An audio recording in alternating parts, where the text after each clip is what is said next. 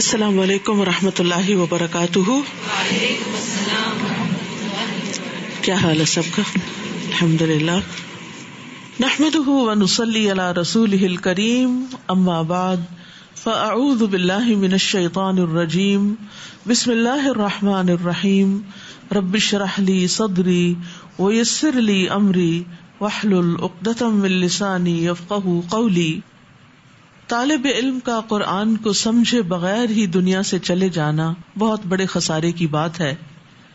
ابن قیم رحمہ اللہ کہتے ہیں یہ کس قدر پریشانی کی بات ہے اور کتنا بڑا خسارہ ہے کہ جو اپنے اوقات کو علم حاصل کرنے میں صرف کرتا ہے، یعنی ساری عمر علم کے رستے میں انسان رہتا ہے، لیکن وہ اس حال میں دنیا سے جاتا ہے کہ اس نے قرآن کی حقیقتوں کو سمجھا ہی نہیں ہوتا اور نہ ہی براہ راست اس کے دل پر اس کے راز اور معنی واقع ہوتے ہیں. واللہ المستعان. مطلب کیا ہے کہ ایک شخص ہے جو بہت پڑھا لکھا ہے، ہائیلی ایجوکیٹڈ ہے، ساری زندگی پڑھنا پڑھانا اس کا کام ہے، طرح طرح کے علوم و فنون سے واقف ہے، لیکن اس نے نہیں پڑھا تو قرآن ہی نہیں پڑھا، نہیں جانا تو قرآن ہی نہیں جانا، نہ اس کو سمجھا، نہ اس کے دل پر اس کا کچھ اثر ہوا اور اس کے بغیر ہی دنیا سے چلا گیا. آپ سوچئے، ہو سکتا ہے کہ آپ کے گرد و پیش میں کچھ ایسے لوگ ہوں کہ جو انتہائی اعلیٰ درجے کے تعلیم یافتہ ہوں، لیکن قرآن کو عربی میں بھی نہیں پڑھنا جانتے اور نہ ہی اس کے معنی کو سمجھتے ہیں اور نہ ہی کبھی اس کا خیال آیا اور نہ کبھی کسی نے خیال دلایا. تو ہم دوسروں کے بارے میں تو کچھ نہیں کہتے، لیکن ہم میں سے ہر ایک کو اپنا جائزہ یہاں ضرور لینا چاہیے کہ جتنا وقت میں نے دنیا کی تعلیم کو دیا، جتنا مال میں نے اس میں خرچ کیا، جتنے اوقات اس کام کو لگائے، جتنی انرجی اس میں صرف کی، جتنی راتیں دنیا کی تعلیم کے لیے جاگی، اس کے مقابلے میں قرآن کو میں نے کتنا وقت دیا. اور اگر اس کا 10واں حصہ بھی دیں تو عام طور پر سب لوگ کہتے ہیں بس اب یہ ہمارے کام سے گئے، اب یہ دن رات قرآن ہی اٹھائے پھرتے ہیں. تو کس قدر افسوس کی بات ہے کہ اللہ کی کتاب کی ایسی ناقدری، حالانکہ ہمیں اپنی زندگی میں سب سے زیادہ اہم اس چیز کو رکھنا چاہیے جو ہمیں سب سے زیادہ فائدہ دینے والی ہے، جو ہمیشہ کی زندگی میں ہمارے کام آنے والی ہے. 27واں پارہ. اعوذ باللہ من الشیطان الرجیم. بسم اللہ الرحمن الرحیم. قال فما خطبكم أيها المرسلون قالوا إنا أرسلنا إلى قوم مجرمين لنرسل عليهم حجارة من طين مسومة عند ربك للمسرفين. شروع کرتی ہوں اللہ کے نام سے جو بے انتہا مہربان نہایت رحم فرمانے والا ہے. قال فما خطبكم ایھا المرسلون. ابراہیم علیہ السلام نے ان فرشتوں سے پوچھا، اے بھیجے ہوئے قاصدو، تمہارا کیا مقصد ہے؟ وہ کہنے لگے، ہم ایک مجرم قوم کی طرف بھیجے گئے ہیں تاکہ ان پر مٹی کے پتھر برسائیں جو حد سے بڑھنے والوں کی ہلاکت کے لیے آپ کے رب کے ہاں سے نشان زدہ ہیں. پھر وہاں جتنے مومن تھے ہم نے انہیں نکال لیا، چنانچہ ہم نے وہاں ایک گھر کے سوا کوئی مسلمانوں کا گھر نہ پایا، اور وہاں ان لوگوں کے لیے ایک نشانی چھوڑ دی جو دردناک عذاب سے ڈرتے ہیں. تو یہاں ابراہیم علیہ السلام نے آنے والے مہمانوں یعنی فرشتوں سے پوچھا کہ تمہارا کیا معاملہ ہے، تم کیا چاہتے ہو؟ یعنی پہلے ان کی ضیافت کی، ان کے کھانے کا انتظام کیا، پھر اس کے بعد مقصد پوچھا، کیونکہ ابراہیم علیہ السلام اب سمجھ چکے تھے کہ یہ اللہ تعالیٰ کے بھیجے ہوئے ہیں اور اللہ تعالیٰ نے ان کو کسی خاص اہم معاملے کے لیے ہی بھیجا ہے. تو انہوں نے کہا کہ ہمیں مجرم قوم کی طرف بھیجا گیا ہے، یعنی قوم لوط کی طرف. قوم لوط جو تھی اس کو مجرم قوم کیوں کہا گیا؟ کیونکہ انہوں نے شرک بھی کیا، اپنے رسول کو جھٹلایا اور ایسی برائی کا ارتکاب کیا جس کا ارتکاب اس سے پہلے دنیا میں کبھی کسی نے نہیں کیا تھا.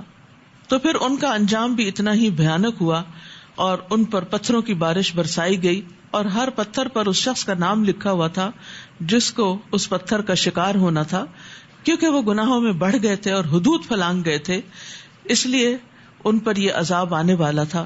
لیکن ابراہیم علیہ السلام انتہائی نرم دل اور مہربان انسان تھے. ان کے دل پہ بڑی تکلیف گزری جب انہیں پتا چلا کہ اب اس قوم کے خاتمے کا وقت آ گیا ہے. تو وہ قوم لوط کے بارے میں جھگڑنے لگے کہ شاید اس طرح اللہ سبحانہ تعالیٰ ان سے عذاب کو ٹال دے. لیکن اللہ تعالیٰ نے فرمایا کہ اب تو یہ تیرے رب کا حکم آ گیا ہے اور عذاب آنے والا ہے جو ٹل نہیں سکتا. تو پھر وہاں جتنے بھی مومن تھے انہیں وہاں سے نکال لیا گیا. اور کتنے مومن تھے؟ ایک گھرانہ صرف، اور وہ لوط علیہ السلام کا گھرانہ. اور پھر وہاں کوئی بھی باقی نہ بچا اور اس قوم کو ملیا میٹ کر دیا گیا. تو بہرحال اللہ سبحانہ تعالیٰ بندوں کے سامنے قصے اور واقعات بیان کرتے ہیں تاکہ لوگ ان سے عبرت حاصل کریں، ان سے سبق سیکھیں.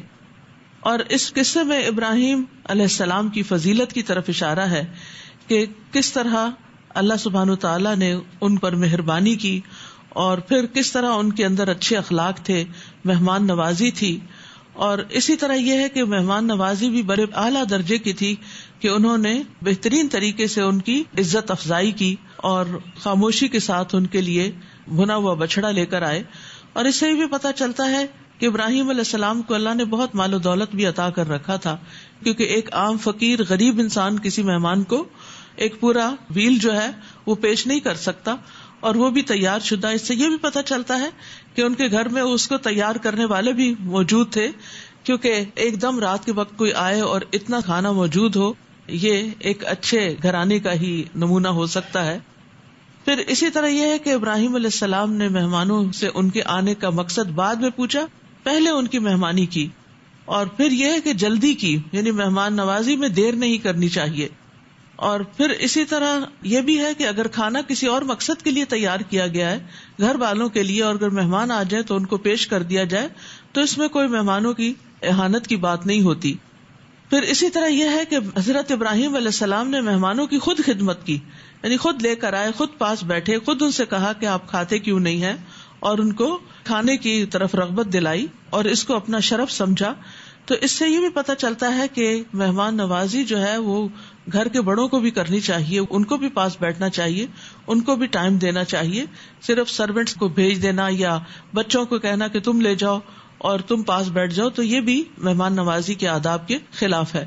پھر اسی طرح یہ ہے کہ فرشتے جو ہیں ان کی اہلیہ کو خوشخبری دیتے ہیں، لیکن جب انہیں پتہ چلتا ہے کہ قوم لوط کے اوپر عذاب آنے والا ہے تو وہ اپنی خوشخبری کو بھول جاتے ہیں اور ان کے بارے میں اللہ تعالیٰ سے فریادیں کرنے لگتے ہیں کہ ان کو عذاب نہ دیا جائے.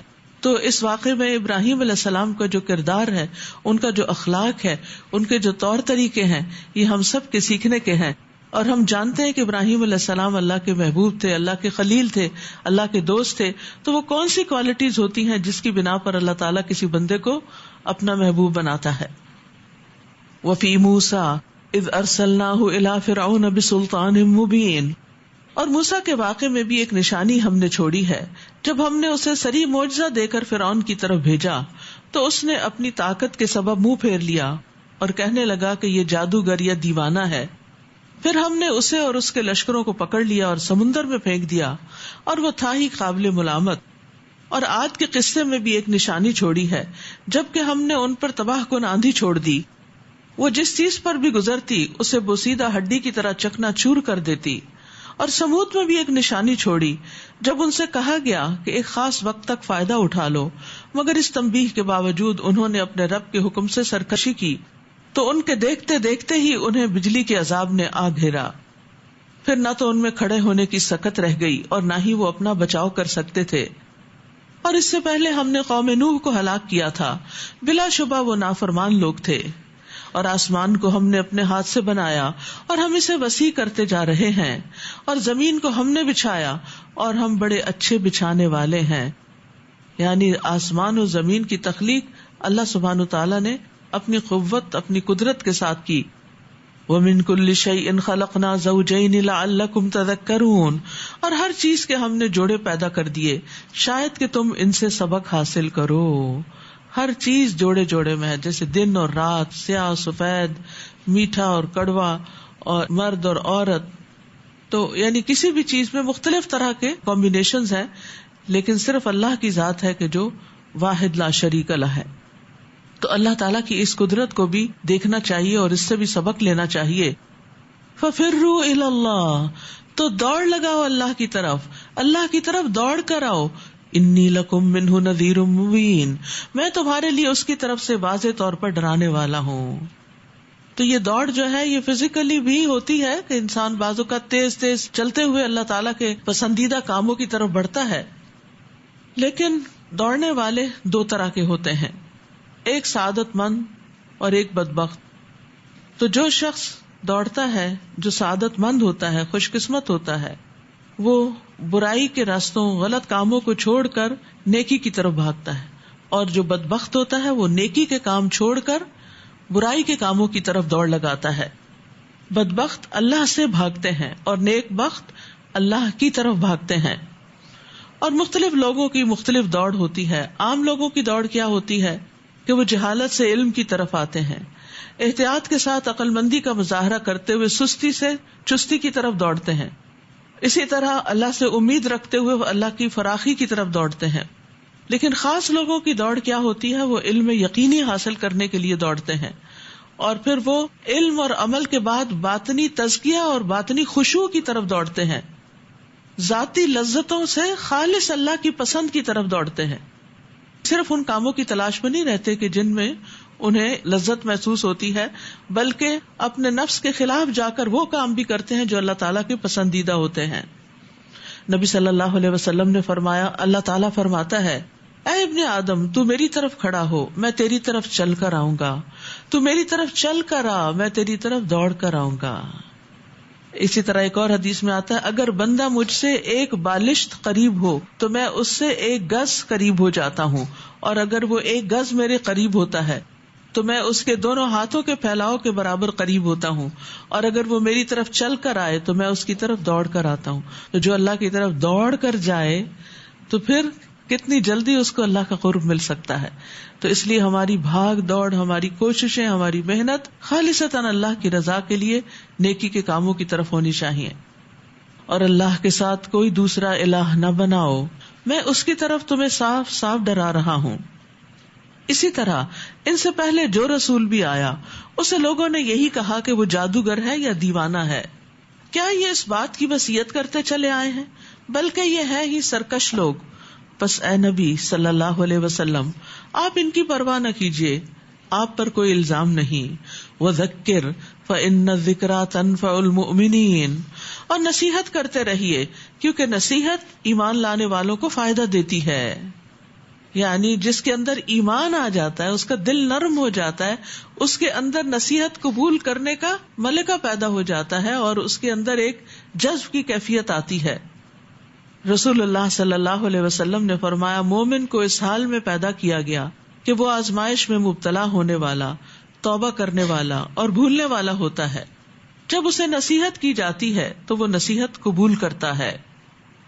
وَمَا خَلَقْتُ الْجِنَّ وَالْإِنسَ إِلَّا لِيَعْبُدُونَ، اور میں نے جن اور انسانوں کو صرف اس لیے پیدا کیا کہ وہ میری عبادت کریں. یہاں انسانوں سے پہلے جنوں کا ذکر ہے، کیونکہ جن انسانوں سے پہلے تخلیق کیے گئے تھے، اور ویسے بھی مشرکین جو تھے وہ جنوں کی عبادت کرتے تھے، جنوں سے ڈرتے تھے، جنوں کے نام پہ نظر و نیاز دیتے تھے. تو یہاں یہ بتایا کہ اللہ تعالیٰ نے تو خود جنوں کو اپنی عبادت کے لیے پیدا کیا، تم کہاں جنوں کی عبادت کرنے لگ گئے اور جنوں سے ڈرنے لگے. ما اريد منهم من رزق وما اريد ان يطعمون، میں ان سے رزق نہیں چاہتا، نہ ہی یہ چاہتا ہوں کہ وہ مجھے کھلائیں.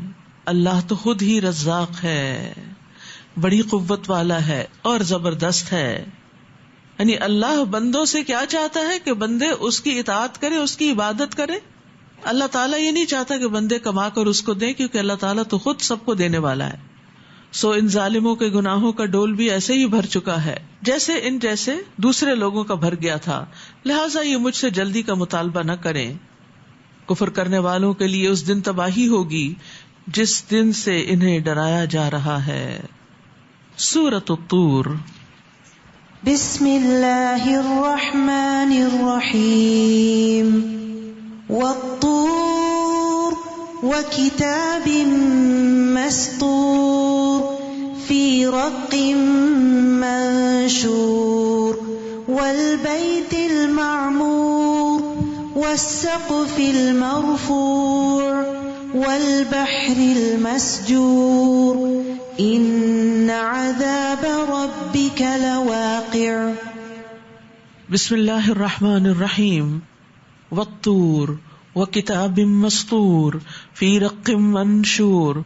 کوہ طور کی قسم اور اس کتاب کی جو کھلے ہوئے صفحات میں لکھی ہوئی ہے، اور بیت المعمور کی قسم.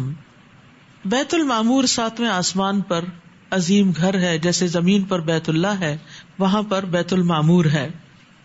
رسول اللہ صلی اللہ علیہ وسلم نے فرمایا، مجھے بیت المعمور دکھایا گیا.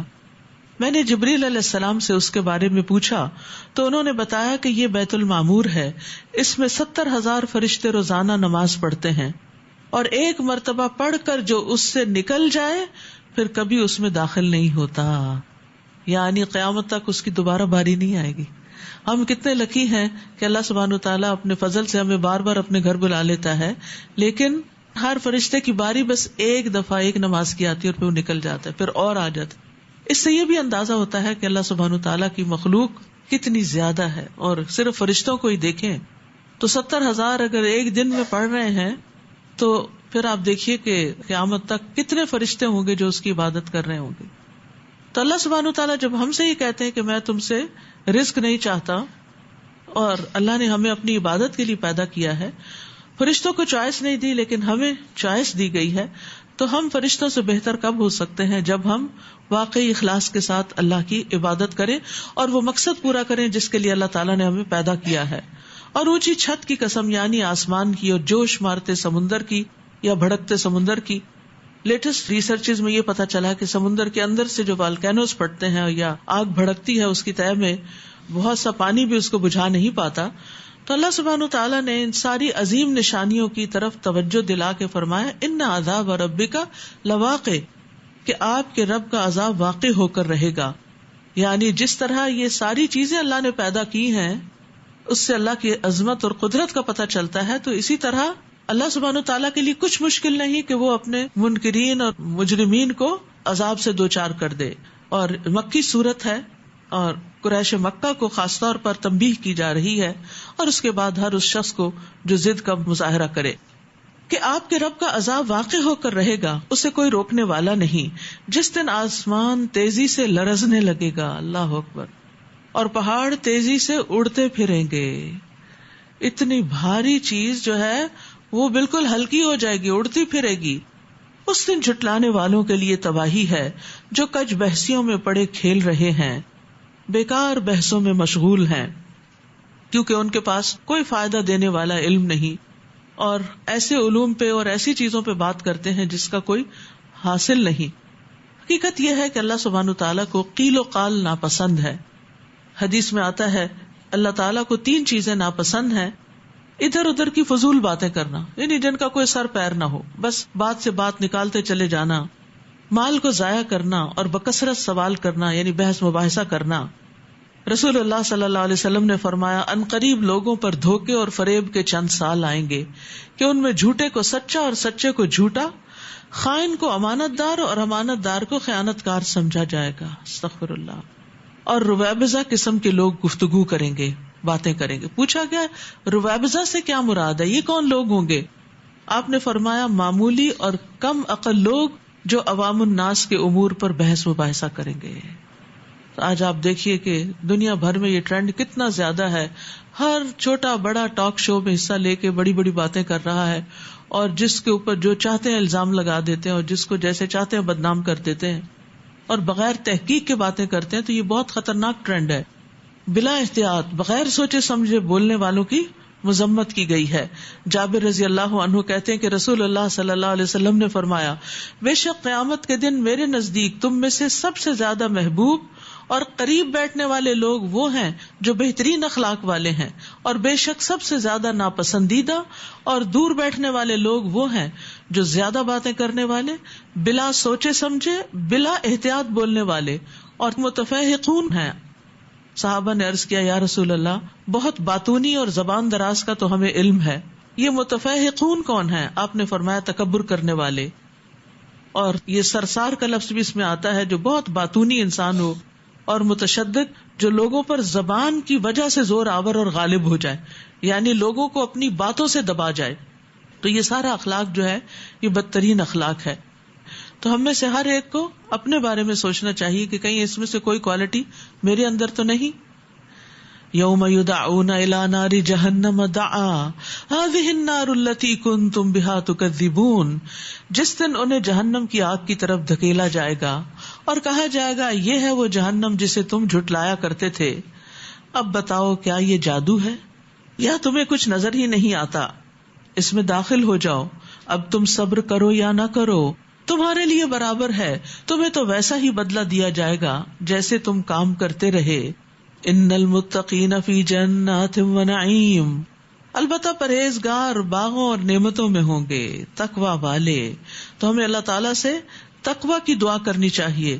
اللہم انا نسألک الہدی والتقی والعفاف والغنی. اور اسی طرح ان کاموں کا ہمیں پتہ ہونا چاہیے کہ جو انسان کو متقی بناتے ہیں.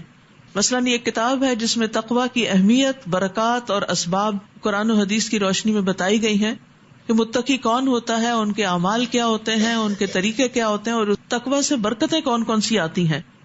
تو یہ ہم میں سے ہر ایک کو پڑھنی چاہیے تاکہ ہم اپنے اندر یہ صفت لا سکیں، کیونکہ متقین کے لیے باغوں اور نعمتوں کا وعدہ کیا گیا ہے. فاکہین بما آتاہم ربہم ووقاہم ربہم عذاب الجحیم، جو کچھ انہیں ان کا رب عطا کرے گا اس سے لطف اندوز ہوں گے اور ان کا رب انہیں دوزخ کے عذاب سے بچا لے گا. کلوا واشربوا ہنیئا بما کنتم تعملون، انہیں کہا جائے گا مزے سے کھاؤ پیو، یہ ان اعمال کا بدلہ ہے جو تم کرتے رہے. وہ قطار در قطار تختوں پر تکیے لگائے ہوئے ہوں گے اور ہم انہیں بڑی بڑی آنکھوں والی حوروں سے بیاہ دیں گے. اور جو لوگ ایمان لائے اور ان کی اولاد نے ایمان لانے میں ان کی پیروی کی تو ہم ان کی اولاد کو بھی ان کے ساتھ ملا دیں گے اگر وہ ان کے فالوورز ہوئے، اور ان کے اپنے عملوں میں سے کچھ بھی کمی نہ کریں گے. ہر شخص اپنے ہی عمل کے عوض گروی ہے. تو یاد رکھیے کہ اولاد کے استغفار کی وجہ سے والدین کے درجات کی بلندی ہوتی ہے، اور والدین کی نیکیاں جو ہیں وہ پھر اولاد کے کام آتی ہیں. تو کتنا خوبصورت وہ گھرانہ ہوتا ہے جس میں والدین بھی نیک ہوں اور اولاد بھی نیک ہوں، دنیا میں بھی ایک دوسرے پر مہربانی کرنے والے، ایک دوسرے کا خیال رکھنے والے، اور مرنے کے بعد بھی ایک دوسرے کو دعاؤں میں یاد رکھنے والے، اور پھر قیامت کے دن ایک دوسرے کے ساتھ نعمتوں میں جمع ہونے والے. اللہ سبحانہ وتعالی ہمیں ان لوگوں میں سے کر دے. تو جہاں تک اولاد کے استغفار کا تعلق ہے، نبی صلی اللہ علیہ وسلم نے فرمایا جنت میں آدمی کا درجہ بلند کر دیا جاتا ہے. تو وہ عرض کرتا ہے یہ کیسے ہوا؟ اسے بتایا جاتا ہے تمہاری اولاد کے تمہارے حق میں استغفار کے سبب. تو اس رمضان میں خاص طور پر ہمیں اپنے فوت شدہ والدین اور فوت شدہ آبا و اجداد اور فوت شدہ دوست اور احباب اور اولاد، ان سب کے لیے دعائیں کرنی چاہیے کہ اللہ تعالیٰ ان سب کو بخش دے. یعنی کوشش کریں کہ دن میں ایک دفعہ ضرور سب کی بخشش کی دعا کریں. ہو سکتا ہے کہ جب ہم جائیں تو ہمارے لیے بھی کوئی دعا کرنے والا ہو، کیونکہ جو کسی کے ساتھ احسان کرتا ہے، حل جزاء الاحسان الا الاحسان، جو نیکی کرتا ہے وہ نیکی اسی کی طرف لوٹتی ہے. وَأَمْدَدْنَاهُمْ بِفَاكِهَةٍ وَلَحْمٍ مِّمَّا يَشْتَهُونَ، اور ہم انہیں پھل اور گوشت وہ جو چاہیں گے دیے چلے جائیں گے. وہاں وہ لپک لپک کر ایک دوسرے سے جام شراب لیں گے جس میں نہ کوئی بےہودہ گوئی ہوگی اور نہ کوئی گناہ کا کام. اور وہاں ان کی خدمت پر معمور لڑکے چکر لگاتے رہیں گے، اور وہ خود ایسے خوبصورت ہوں گے جیسے چھپا کے رکھے ہوئے موتی. یعنی جو سرو کر رہے ہوں گے ولدان، بچے، وہ بھی انتہائی خوبصورت ہوں گے. آپ دیکھیے کہ آپ نے کبھی پانی پیا ہوگا کسی بزرگ کے ہاتھ سے، تو آپ کو لیتے ہوئے دل میں ایک جھجک سی آتی ہے کہ انقباض نفس محسوس ہوتا ہے کہ میں کسی کو تکلیف دے رہی ہوں. ایک ہوتا ہے کہ آپ جیسا کوئی آپ کے برابر عمر کا کوئی آپ کو کچھ سرو کرتا ہے، اور ایک ہوتا ہے کوئی بچہ آپ کو کچھ سرو کرتا ہے. تو بچہ جب آپ کو سرو کرتا ہے تو آپ کے دل کی حالت ہی کچھ اور ہوتی ہے، ایک محبت اور ایک پیار اور ایک خوشی کی کیفیت ہوتی ہے، اور انسان کو اچھا بھی محسوس ہوتا ہے کہ کسی بچے نے، چھوٹے نے اس کا خیال رکھا. تو اللہ سبحانہ وتعالیٰ نے اپنی خاص حکمت کے تحت جنت کے جو سرو کرنے والے ہوں گے ان کو ہمیشہ بچہ ہی رکھا. ولدان مخلدون کا لفظ آتا ہے. وہ ایک دوسرے کی طرف متوجہ ہو کر گزشتہ حالات پوچھیں گے کہیں گے اس سے پہلے ہم اپنے گھر والوں میں ڈرتے ڈرتے رہا کرتے تھے، گھر والوں میں ڈرتے تھے. باہر تو انسان پھر بھی اپنے تقوی کا کوئی لبادہ اوڑھ کے دوسروں کو نیک نظر آتا ہے اور متقی، پرہیزگار، ڈرنے والا، لیکن اصل انسان وہ ہے جو گھر کے اندر ہے کہ آپ کے حق میں آپ کی اولاد، آپ کے شوہر، آپ کے رشتہ دار، آپ کی نندیں، آپ کی باوجیں، وہ آپ کے حق میں کیا گواہی دیتی ہیں کہ آپ کون ہیں. یعنی وہ آپ کے بارے میں کیا سمجھتے ہیں کہ آپ کا رویہ کیا ہے، آپ اللہ سے ڈرنے والی خاتون ہیں یا آپ کے اندر کوئی خدا خوفی نہیں کہ جس سے کسی رحم کی توقع کی جا سکتی ہو. تو جنت میں جانے والوں کی خاص خوبی یہاں یہ بتائی گئی کہ وہ اپنے گھر میں تقوی کے ساتھ زندگی بسر کرتے تھے. سو آج اللہ نے ہم پر احسان فرمایا اور ہمیں لو کے عذاب سے بچا لیا. ہم اس سے پہلے دنیا میں اسی کو پکارا کرتے تھے. بلا شبہ وہ بڑا احسان کرنے والا اور رحم کرنے والا ہے. تو یاد رکھیے کہ کامیابی اور نجات کا دار و مدار اخلاص پر ہے، نہ کہ محض مطالبے پر. انا کننا من قبل ندعوہ فذکر فما انت بنعمت ربک بکاہن ولا مجنون. بس آپ نصیحت کرتے رہیے، اپنے رب کے فضل سے آپ کاہن یا مجنون نہیں ہیں. یا وہ کہتے ہیں کہ یہ شاعر ہے جس کے متعلق ہم گردش ایام کے منتظر ہیں. آپ انہیں کہیے تم بھی انتظار کرو، میں بھی تمہارے ساتھ انتظار کرتا ہوں. کیا ان کی عقلیں ہی انہیں ایسی باتیں کرنے کا حکم دیتی ہیں، یا پھر یہ لوگ ہیں ہی سرکش؟ یا وہ کہتے ہیں کہ اس نے خود ہی بنا ڈالا، یعنی قرآن. بات یہ نہیں بلکہ یہ ایمان لائیں گے ہی نہیں. اگر وہ ان باتوں میں سچے ہیں تو پھر اس جیسا کوئی کلام بنا کے دکھائیں. ام خلقوا من غیر شیء ام هم الخالقون. کیا وہ بغیر کسی چیز کے خود ہی پیدا ہو گئے یا خود اپنے خالق ہیں، یا آسمانوں اور زمین کو انہوں نے پیدا کیا؟ اصل بات یہ ہے کہ وہ اللہ کی نعمتوں پر یقین ہی نہیں رکھتے. کیا ان کے پاس آپ کے رب کی رحمت کے خزانے ہیں، یا ان خزانوں پر حکم چلانے والے وہ ہیں؟ کیا ان کے پاس کوئی سیڑھی ہے جس پر چڑھ کر وہ عالم بالا کی باتیں سن آتے ہیں؟ اگر ایسی بات ہو تو ان میں سے کوئی سننے والا صریح دلیل کے ساتھ وہ بات پیش کرے. کیا اس اللہ کے لیے تو بیٹیاں ہیں اور تمہارے لیے بیٹے؟ یا آپ ان سے کوئی صلہ مانگتے ہیں جس کے تاوان سے یہ دبے جا رہے ہیں؟ یا ان کے پاس غیب کا علم ہے جسے وہ لکھتے جاتے ہیں؟ یا یہ کوئی چال چلنا چاہتے ہیں حالانکہ یہ کافر خود ہی اس چال میں پھنسنے والے ہیں؟ کیا اللہ کے سوا ان کا کوئی اور الہ ہے؟ اللہ ان سب باتوں سے پاک ہے جن میں یہ اس کا شریک بناتے ہیں. اگر یہ لوگ آسمان سے کوئی گرتا ہوا ٹکڑا بھی دیکھ لیں تو کہہ دیں گے کہ یہ تہ بتہ بادل ہے، لہٰذا انہیں ان کے حال پہ چھوڑ دیجیے. نبی صلی اللہ علیہ وسلم کو تسلی دی جا رہی ہے ان کے مخالفین کے حالات بتا کر کہ آپ پرواہ نہ کیجیے، حتیٰ کہ اپنے اس دن کو جا ملیں جس میں یہ بے ہوش ہو کر گر پڑیں گے. اس میں ایک تو آپ کو تسلی دی جا رہی، دوسرا ان کو وارننگ دی جا رہی کہ اگر آج تو محمد صلی اللہ علیہ وسلم کی بات نہیں مانتے تو کل پھر تمہارا یہ انجام ہونے والا ہے. جس دن ان کی کوئی چال ان کے کسی کام نہ آئے گی، نہ ہی انہیں کہیں سے کوئی مدد مل سکے گی. وَإِنَّ لِلَّذِينَ ظَلَمُوا عَذَابًا دُونَ ذَلِكَ وَلَكِنَّ أَكْثَرَهُمْ لَا يَعْلَمُونَ. بلا شبہ ظالموں کے لیے اس اخروی عذاب کے علاوہ دنیا میں بھی عذاب ہے، لیکن اکثر لوگ جانتے نہیں. ابن زید کہتے ہیں کہ اس سے مراد دنیا کی مصیبتیں، تکلیفیں، بیماریاں، آزمائشیں، مالوں اور اولاد کا ضائع ہونا ہے. وَاصْبِرْ لِحُكْمِ رَبِّكَ فَإِنَّكَ بِأَعْيُنِنَا وَسَبِّحْ بِحَمْدِ رَبِّكَ حِينَ تَقُومُ وَمِنَ اللَّيْلِ فَسَبِّحْهُ وَإِدْبَارَ النُّجُومِ. اے نبی صلی اللہ علیہ وسلم، آپ اپنے رب کا حکم آنے تک صبر کیجیے. بلا شبہ آپ ہماری آنکھوں کے سامنے ہیں، اور جب آپ اٹھا کریں تو اپنے رب کی حمد کے ساتھ اس کی تسبیح کریں، اور رات کو بھی اس کی تسبیح کریں، اور ستاروں کے غروب ہونے کے بعد بھی. ستاروں کے غروب ہونے کے وقت سے مراد فجر کی سنت اور فرض ہے، کیونکہ صبح کی نماز کا وقت حقیقت میں ستاروں کے پیٹ پھیر کر جانے کے بعد کا وقت ہوتا ہے، جب ستارے ڈوب رہے ہوتے ہیں. ضحاک بھی یہی کہتے ہیں. اسی طرح حضرت عمر، حضرت ابو ہریرہ، حضرت حسن بصری وغیرہ وغیرہ بہت سے لوگ یہ کہتے ہیں کہ اس سے مراد فجر کی 2 سنتیں ہیں، اور فجر کی 2 سنتوں کی بڑی اہمیت ہے. حضرت عائشہ کہتی ہیں کہ میں نے رسول اللہ صلی اللہ علیہ وسلم کو کسی نفل کی ادائیگی کے لیے اتنی جلدی کرتے نہیں دیکھا جتنی جلدی آپ نماز فجر سے پہلے 2 رکعتوں کے لیے کیا کرتے تھے. حضرت عائشہ کہتی ہے کہ نبی صلی اللہ علیہ وسلم نے طلوع فجر کے وقت 2 رکعت نماز پڑھنے کی شان کے بارے میں فرمایا کہ ان کو پڑھنا میرے نزدیک ساری دنیا سے زیادہ محبوب ہے. نبی صلی اللہ علیہ وسلم نے ان سنتوں کو کبھی سفر میں بھی نہیں چھوڑا تھا. سفر کی نماز آدھی ہو جاتی ہے نا، سنتیں معاف ہو جاتی ہیں، لیکن فجر کی سنتیں آپ نے کبھی سفر میں بھی نہیں چھوڑی تھی. اور اسی طرح فجر کی نماز کی بھی اپنی اہمیت ہے. رسول اللہ صلی اللہ علیہ وسلم نے فرمایا جس نے صبح کی نماز پڑھی بس وہ اللہ کے ذمہ میں ہے، بس اللہ تم سے اپنی حفاظت کے بارے میں کسی چیز کا مطالبہ نہ کرے. یقیناً جس سے یہ مطالبہ کرے گا اللہ تعالیٰ اپنی گرفت میں لے کر اسے منہ کے بل جہنم میں پھینک دے گا. تو فجر پڑھنے والا جو ہے وہ شام تک اللہ کی حفاظت میں رہتا ہے، اور فجر کی نماز پڑھنے والے سے جنت کا وعدہ ہے. رسول اللہ صلی اللہ علیہ وسلم نے فرمایا جو شخص 2 ٹھنڈی نمازیں فجر اور عصر پڑھے گا وہ جنت میں داخل ہوگا. اسی طرح ایک اور روایت میں آیا وہ آدمی ہرگز آگ میں نہیں جائے گا جس نے سورج نکلنے سے پہلے اور سورج کے غروب ہونے سے پہلے نماز پڑھی، یعنی فجر اور عصر کی نماز. اسی طرح آپ نے فرمایا یقیناً تم لوگ اپنے رب کو اس طرح دیکھو گے جس طرح تم چاند کو دیکھ رہے ہو.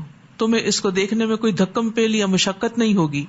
بس اگر تم طاقت رکھتے ہو کہ سورج طلوع ہونے سے پہلے اور غروب ہونے سے پہلے نمازوں میں سستی نہ کرو تو ایسا کر لو.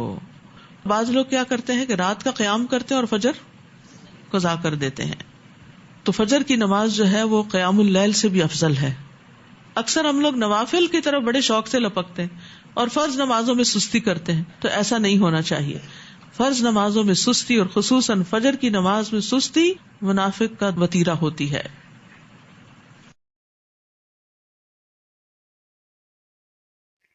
السلام علیکم ورحمۃ اللہ وبرکاتہ.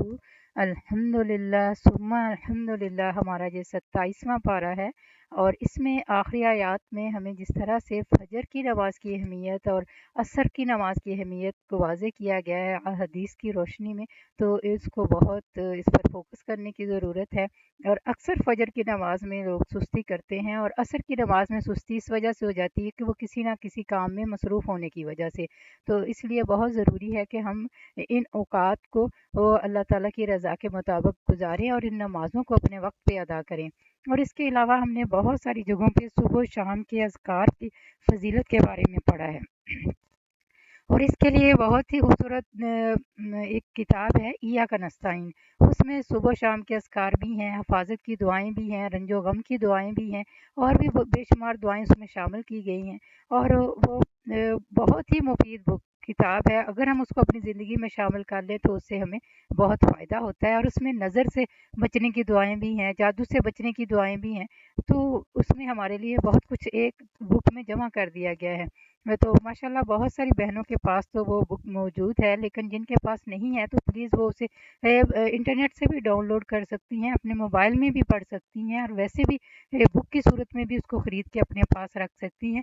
تو یہ بہت ہی خوبصورت کتاب ہے، اور بار بار قرآن پاک میں صبح و شام کے اذکار کا بھی ذکر ملتا ہے. اور یہ جو اس میں دعائیں شامل ہیں وہ آپ صلی اللہ علیہ وسلم کی آپ صلی اللہ علیہ وآلہ وسلم کی اس میں شامل ہے. جزاک اللہ خیر.